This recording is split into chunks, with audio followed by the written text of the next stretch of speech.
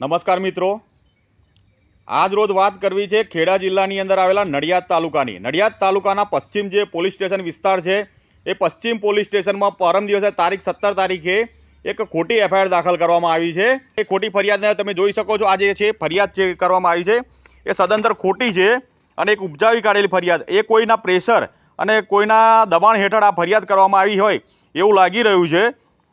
તો આ બાબતે આપણે જે સ્થાનિક જે ભોગ બનનાર જે વ્યક્તિ છે એમની સાથે વાત કરીશું. જી, આપનું નામ અને પરિચય? જી, મારું નામ માસુમ મહેડા છે. હું પીજ ગામ રામલ રોડ પર મારા મકાનમાં રહું છું. તારીખ 17ના દિવસે હું મારા ઘરેથી ગાડી લઈને મારી નડિયાદમાં નેશનલ પ્લાઝા કોમ્પ્લેક્સમાં ઓફિસ છે ત્યાં આગળ ગયેલો. ગાડીમાંથી ઉતર્યો નહોતો. ત્યાં આગળ મને ખબર પડી કે મારી ગાડીમાં ટેપનો કોઈ પ્રોબ્લેમ છે. એટલે એક ગાડી લઈ શ્રેષ્ઠ સિનેમાના ગન્નારાથી હું ખોડિયાર માતાના ગન્નારાએ ગયેલો મારા ભાઈબંધના ત્યાં ગાડી ટેપ સરખી કરવા માટે. ત્યાંથી નીકળી ખોડિયાર માતાના ગન્નારેથી પવનચક્કી રોડ પર જ્યાં બેંક આવેલી છે ત્યાં આગળ હું જતો હતો ત્યારે સામેથી બે વ્યક્તિ, જેમાં એક વ્યક્તિને ઓળખું છું, એનું નામ છે માનવ પટેલ. એ સામેથી મને કોઈ ગંદી ગાળો બોલતો હોય એ ટાઈપના ઇશારા કરતો હતો, છતાં પણ મેં ગાડી નથી ઊભી રાખી અને ગાડી મારી સીધી જતી. તે દરમિયાન એને એક વ્યક્તિને પાછળથી ઉતારી દીધો અને બાઇક લઈ અને આગળ બાઇક મૂકી દીધું એને. એ દરમિયાન એકદમ જ મારું બ્રેક મારાથી ના થઈ તો ગાડી સહેજ મારી અને અડી ગયેલી. છતાં પણ એને મારા ગ્લાસ ઉપર હાથ મારેલો અને છતાં બી હું ગાડીની બહાર નહોતો નીકળ્યો. કારણ હતું, મને ખબર હતી કે મારી પર ખોટી કમ્પ્લેન કરવા માટે જ આ લોકો આ કામ કરે છે. એટલે એ ગાડી મેં સીધી જ અજય બ્રહ્મટના ઘર આગળથી લઈ અને વલ્લભનગર પોલીસ સ્ટેશન લઈ ગયેલો 3-4 મિનિટની અંદર જ. અને એ વાતની જાણ મેં પશ્ચિમ પોલીસ સ્ટેશનની અંદર જે કોન્સ્ટેબલ હતા એમને જણાવેલી. એ દરમિયાન એમને મને એવું કીધેલું કે પીઆઈ સાહેબ જે છે એ અંદર મિટિંગમાં બેઠા છે, તમે બેસો. એટલે હું એ વ્યક્તિ પર ફરિયાદ કરવા ગયેલો.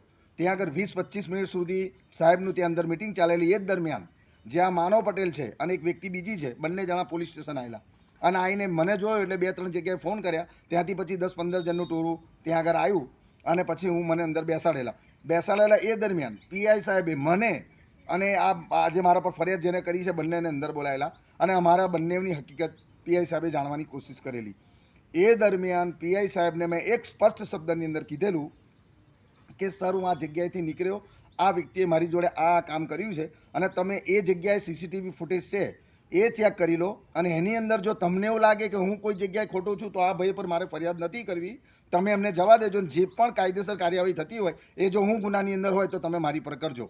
એ દરમિયાન પીઆઈ સાહેબે સામેવાળા વ્યક્તિને પણ મારા સામે જે શબ્દ કહેવાના હતા કીધેલા, મને પણ કીધેલા. ત્યારે એ વ્યક્તિ મારી સામે એવું બોલેલો કે સર, મારે કોઈ ફરિયાદ કરવી નથી.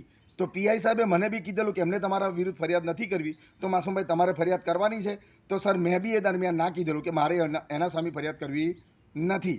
એ દરમિયાન જ્યારે અમને બંનેને અલગ અલગ બેસાડવામાં આવ્યા, 4-5 એક પત્રકાર હતો અને બીજા 2-4 જણા હતા, અંદર આવીને મારી સામે આંખો કાઢતા હતા અને મને ઉશ્કેરવાની કોશિશ કરતા હતા. અને એ જ દરમિયાન મારા વાઈફ જ્યારે અંદર આવ્યા એ ઘડીએ કોઈ વ્યક્તિએ મારા વાઈફ પર કોઈ કોમેન્ટ કરેલી અને એટલા માટે મારા વાઈફ ઉશ્કેરાઈ ગયેલા અને કદાચ 2 શબ્દ બોલ્યા હતા, બરાબર છે. અને એ થયા પછી સમાધાનની વાત આવી એટલે મને ઝલક પોલીસ સ્ટેશન લઈ ગયા. મને ત્યાં બેસાડ્યો, મારો જવાબ લીધો. ત્યાં આગળ પીએસઆઈ રાણા સાહેબ હતા.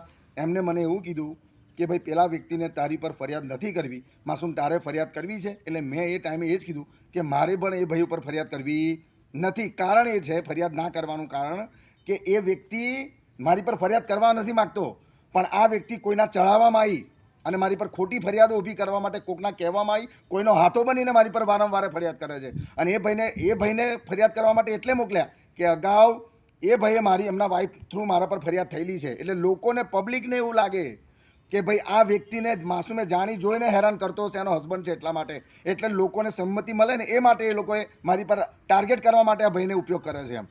એટલે આ ફરિયાદ જે છે એ લોકોના કહેવા પર આ ભાઈ કરે છે. મારે ને એને પર્સનલ દુશ્મની કોઈ નથી ભાઈ.